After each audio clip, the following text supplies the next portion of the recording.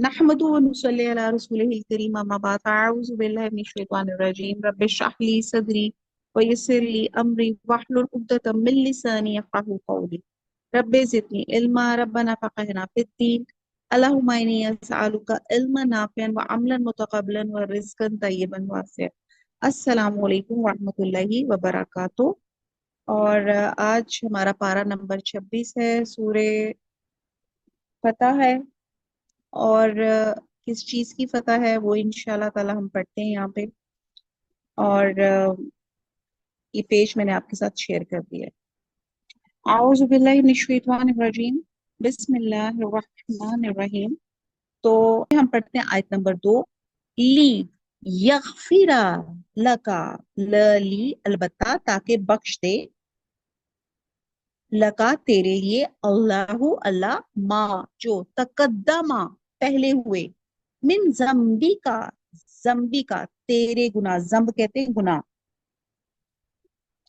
वमा ताखरा, और जो ताखर, वो जो मौखर नहीं होता ताखीर से, और जो पिछले हैं, वयुतिम्मा तमाम से है, और पूरी कर दे, नेमतहू अपनी नेमत, अलैका तेरे ऊपर, वो यहदिया का, और हदायत दे तुझे, सिरातन रास्ता, मुस्तकीमा सीधा।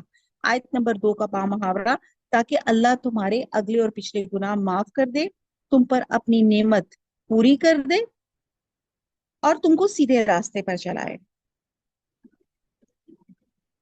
अच्छा जी, अब इसमें कहा जा रहा है कि जम्बी का, इसमें जो लफ्ज एक इस्तेमाल किया गया है, इसके बारे में कहते हैं हर वो काम जिसके नतीजे में मजम्मत हो। इस लफ्ज का इतलाक इस कदर आम है कि छोटी छोटी लफ्जिशों से, यानी कि आपकी कोताहियों से लेके बड़े बड़े गुनाहों पे भी होता है, और सबसे बड़ा गुनाह कत्ले नाहक है। इसके लिए भी यही लफ्ज आया है। हजरत मूसा अलैहिस्सलाम जो है अल्लाह ताला से फरमाते हैं, वलहुम अला जम्बुन फअखाफु अन यक़तुलून, मेरे ऊपर इनका एक गुनाह खूने नाहक है, और मुझे डर है कि वो मुझे मार ही ना डालें। और अल्लाह के रसूल ने अल्लाह ताला से फरमाया, अफ़ल्लाहु अनका लिमा अज़िनता लहुम, अल्लाह आपको माफ फरमाए, अल्लाह आपको माफ फरमाए, आपने इन मुनाफिकों को क्यों जहाद से रुखसत की इजाजत दी। और ये तो जाहिर है कि माफी किसी गुनाह या गलती के काम पे होती है। और इस आयत में जम से मुराद तदबीरी अमूर में, बात इज्तिहादी गलतियों में जो बशरियत का खासा है, और अगले पिछले गुनाह माफ कर देने की बुनियादी है कि अल्लाह को मालूम है कि आप दीदा और दानिस्ता कोई गुनाह कर ही नहीं सकते। और इस आयत की आपको जो खुशी हुई, इसका आपने जो तासुर कबूल किया, वो एक हदीस से आपके साथ शेयर करती हूँ। हजरत अंस फरमाते हैं कि ये आयत उस वक्त नाज़िल हुई जब आप सल्लल्लाहु अलैहि वसल्लम हदीबा से हुदैबिया से वापस मदीना आ रहे थे। आपने फरमाया, मुझ पर एक आयत ली यगफिरा लका ऐसी उतरी है जो मुझे जमीन की सारी दौलत से प्यारी है। सहाबा कहने लगे, या रसूलुल्लाह सल्लल्लाहु अलैहि वसल्लम, मुबारक हो, मुबारक हो, अल्लाह ताला ने आपके लिए तो वजाहत फरमा दी, मगर हमारे साथ क्या मामला होगा।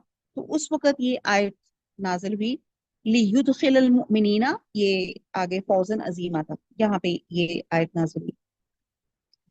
और हजरत आयशा फरमाती हैं कि आप सल्लल्लाहु अलैहि वसल्लम जब सहाबा को वो हुक्म देते, तो ऐसे कामों का देते जिन्हें वो बासानी कर सकते। आयत नंबर 2 पे बात चल रही थी हमारी। हजरत आयशा रज़ियल्लाहु अन्हा फरमाती हैं कि आप सल्लल्लाहु अलैहि वसल्लम जब सहाबा को वो हुक्म देते, तो ऐसे कामों का देते जिन्हें वो बासानी कर सकते। साहबा अर्ज करते हैं, हम आप जैसे नहीं। आप सल्लल्लाहु अलैहि वसल्लम के तो अल्लाह ने अगले पिछले सब गुनाह माफ कर दिए हैं। इस बात पर आप सल्लल्लाहु अलैहि वसल्लम गुस्से में आ जाते हैं, और गुस्से के आसार आप सल्लल्लाहु अलैहि वसल्लम के चेहरे पे नमूदार हो जाते हैं, और फरमाते, सुन लो, तुम सबसे ज्यादा अल्लाह से डरने वाला और उसे जानने वाला मैं हूँ। ये भी बुखारी की ऑथेंटिक हदीस का मफहूम है। हजरत आयशा फरमाती हैं कि आप सल्लल्लाहु अलैहि वसल्लम रात को तहज्जुद की नमाज में इतना क़याम फरमाते कि आपके पाँव जो थे ایک روایت میں کہ وہ سوج جاتے تھے۔ حضرت عائشہ نے پوچھا یا رسول اللہ آپ اتنی محنت کیوں کرتے ہیں؟ آپ کے تو اللہ تعالیٰ نے سب اگلے پچھلے گناہ معاف فرما دیے ہیں۔ تو آپ صلی اللہ علیہ وسلم نے جواب دیا کیا میں اللہ کا شکر گزار بندہ نہ بنوں؟ پھر آپ صلی اللہ علیہ وسلم کا جسم جو تھا آخری عمر میں تھوڑا سا جیسے فربا ہو گیا تھا، تو آپ نے یہ نماز بیٹھ کر پڑھا کرتے تھے، اور جب رکوع کا وقت آتا تو کھڑے ہو کر کچھ قرات فرماتے اور پھر رکوع کرتے۔ یہ بھی بخاری کی ایک حدیث کا مفہوم ہے۔ تو یعنی کہ آپ کی صلح حدیبیہ کے بعد آپ صلی اللہ علیہ وسلم کی عبادت میں اضافہ ہو گیا تھا۔ اب صلح حدیبیہ میں اللہ کے 4 احسانات ہیں۔ اس فتح مبین کے نتیجے میں اللہ تعالیٰ نے آپ کو 4 چیزیں عنایت فرمائی۔ نمبر 1، سابقہ اور آئندہ لغزشوں کی معافی، ٹھیک ہے، جیسے اس آیت میں ہم نے دیکھا ہے کہ لیغفر لک لفظ آیا ہے۔ دوسرا، تمام نعمت سے مراد ہے کہ آئندہ اب مسلمانوں پہ ہنگامی فضا مسلط نہ رہ سکے گی، اور وہ اپنی جگہ پہ ہر طرح کے خوف اور بیرونی مداخلت سے محفوظ ہو کے پوری طرح اسلامی تہذیب اور تمدن اور اسلامی قوانین کے مطابق آزادانہ زندگی بسر کریں گے۔ تیسرا، اس مقام پر آپ کو سیدھا راستہ دکھانے کا مطلب ہے کہ آپ کو فتح اور کامرانی کی راہ دکھانا، یعنی کہ اس فتح مبین کے نتیجے میں آپ کے لیے وہ راہ ہموار کر دی گئی جس سے تمام اسلام دشمن طاقتیں مغلوب ہو جاتی ہے۔ اور چوتھا، نصرن عزیزن سے مراد ہے ایسی مدد جو بظاہر دشمن کو اپنی فتح نظر آ رہی ہے، مگر حقیقت میں وہی اس کی جڑ کاٹ دینے والی اور مغلوب کرنے والی۔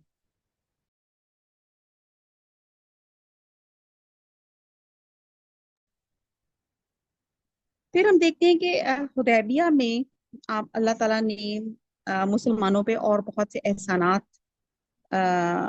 فرمائے اور بہت سے معجزات بھی ہوئے۔ کہتے ہیں کہ اسلامی لشکر یہاں پہ 20 دن سے زیادہ یہاں پہ قیام پذیرا، اور اس دوران میں پانی کی شدید قلت واقع ہو گئی۔ حضرت جابر فرماتے ہیں کہ لوگ سخت پیاسے ہو گئے، حضور صلی اللہ علیہ وسلم کے پاس ایک چھاگل تھی اور آپ صلی اللہ علیہ وسلم اس میں سے وضو کیا۔ لوگ آپ صلی اللہ علیہ وسلم کے پاس آئے تو آپ نے انہیں پوچھا کیا ماجرا ہے؟ صحابہ نے فرمایا یا رسول اللہ ہمارے پاس نہ وضو کے لیے پانی ہے اور نہ پینے کے لیے، بس یہی پانی ہے جو آپ کی چھاگل میں ہے۔ یہ سن کے آپ صلی اللہ علیہ وسلم نے اپنا ہاتھ اس چھاگل میں رکھ دیا اور آپ صلی اللہ علیہ وسلم کی انگلیوں سے پانی چشموں کی طرح بہنے لگا، چنانچہ ہم سب لوگوں نے پانی پیا اور وضو بھی کیا۔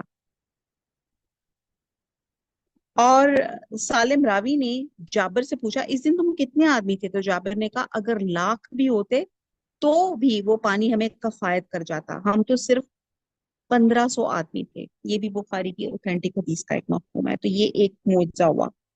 اور دوسرا معجزہ اگر ہم میں سے اکثر اوقات الحمدللہ میرے خیال سے موسی حج عمرے کی سعادت ابھی فی الحال میرے خیال سے جو پریزنٹ ہے کلاس موسی اللہ تعالیٰ نے ان کو دی ہوئی ہے، تو آپ کو پتہ ہے جب ہم زیارتوں پہ جاتے ہیں اور ایک کنویں پہ جاتے ہیں کہ جی یہ شفا کا پانی ہے کہ یہاں پہ، اچھا وہ بھی آپ سن لیں وہ کیا تھا۔ دوسرا واقعہ حضرت برا بن عازب بیان فرماتے ہیں کہ حدیبیہ میں رسول صلی اللہ علیہ وسلم کے ہمراہ 1400 سے زیادہ آدمی تھے۔ ایک کنویں پہ اترے اور اس کا سارا پانی کھینچ ڈالا، پھر آپ صلی اللہ علیہ وسلم کے پاس آ کے عرض کیا کہ پانی نہیں رہا، اب کیا کریں؟ آپ صلی اللہ علیہ وسلم کنویں پہ تشریف لا کے اس کی منڈیر پر بیٹھ کے اور فرمایا اس کے پانی کا ایک ڈول لاؤ، اور آپ صلی اللہ علیہ وسلم نے اپنے لب اس میں ڈال دیے اور اللہ سے دعا فرمائی، اور پھر فرمایا 7 بار اسے پانی نہ نکالنا، اور اس کے بعد اس کنویں کے پانی سے آدمیوں نے اپنے آپ کو اور سب جانوروں کو سیراب کیا اور پھر وہاں سے چل کھڑے ہوئے۔ تو یہ وہ کنواں ہے جہاں سے وہ زیارت کے وقت جاتے ہیں کہ حضور صلی اللہ علیہ وسلم کا لعاب بے دہن یہاں پہ تھا، اور یہاں پہ پانی کبھی ختم نہیں ہوتا، اور یہ شفا کا پانی ہے۔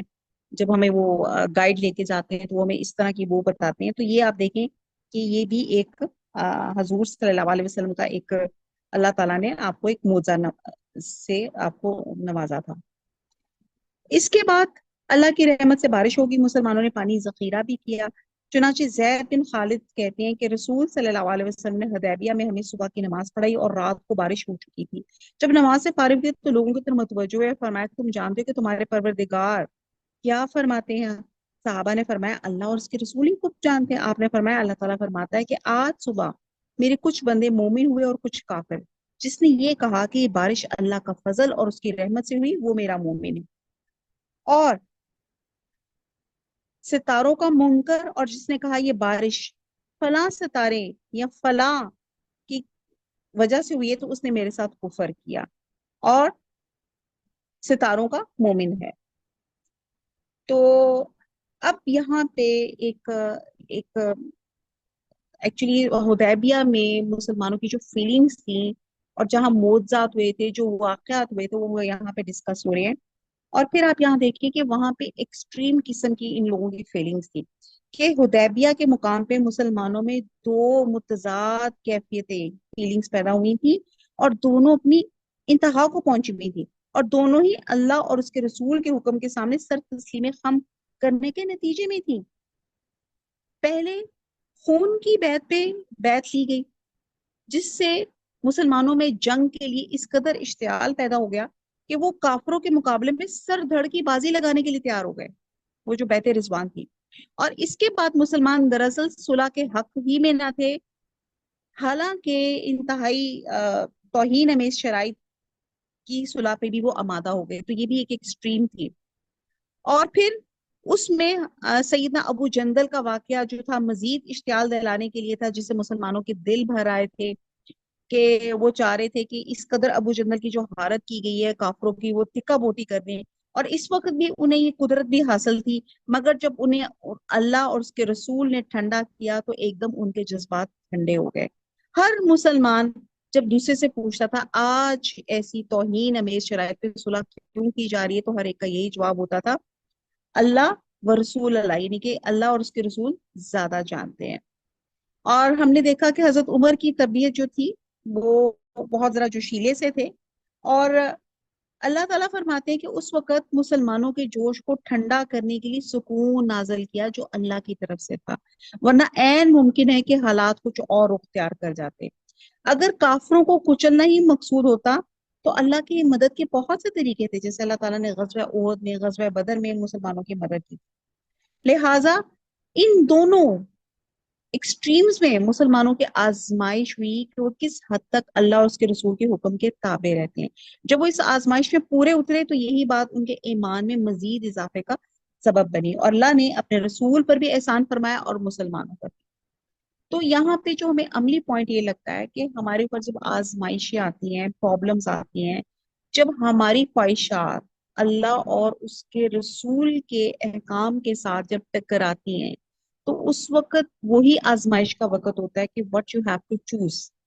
तो आप ये देखें कि इस वक्त जो हालात सुलह हुदैबिया के मुसलमानों पे थे, क्या फेस किया, लेकिन उन्होंने समाइना व अताना जो सुना, उन्होंने कहा हमने सुना और हमने अतात की और उसी पर उन्होंने अमल किया। और यही हुक्म हम सबके लिए है कि हमने भी कोई भी काम करते हुए देखना है कि कुरान और सुन्नत इस बात में क्या कह रहा है, अपनी मर्जी की बजाय अल्लाह और उसके रसूल की मर्जी को देखना है।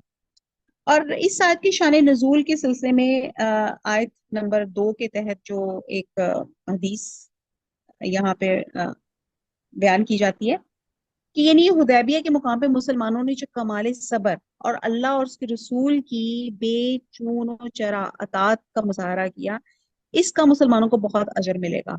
और इन मुसलमान औरतों को भी जिन्होंने किसी न किसी सूरत में इस गजवा में हिस्सा लिया था, क्योंकि मुजाहिदीन जो थे तब तक रवाना नहीं हो सकते थे जब तक औरतें घर का इंतजाम संभालने की जिम्मेदारी ना लेती। और सबको मालूम होता है कि इन हालात में हजूर सल्लल्लाहु अलैहि वसल्लम सहाबा की एक कसीर तादाद को साथ ले जा रहे थे और मदीना के इर्द गिर्द दुश्मन ही दुश्मन मौजूद थे। बहरहाल आयत नंबर 2 जो हमने पढ़ी कि अल्लाह तुम्हारे अगले और पिछले गुनाह माफ करेगा और तुम पर अपनी नेमत, नेमत से मुराद क्या है, दीन इस्लाम पूरी करेगा और तुमको सीधा रास्ता दिखाएगा। आयत नंबर 3 व यनसूरू यन सूरा का नसर मदद, और मदद करेगा तेरी अल्लाह, अल्लाह नसरन अजीजा, मदद भी जबरदस्त। अल्लाह ताला फरमा रहे हैं कि ये जो आपको सारे जो अल्लाह के ये मिरेकल्स दिखाए गए और किस किस तरह से जो उनका जोश को ठंडा किया, ये सारी अल्लाह की मदद थी कि अल्लाह ताला ने सुकून नाजिल किया, अल्लाह ताला ने पानी प्रोवाइड किया, लोगों के जज्बातों को जो ठंडा किया। और ये अल्लाह ताला की तरफ से बड़ी जबरदस्त मदद थी।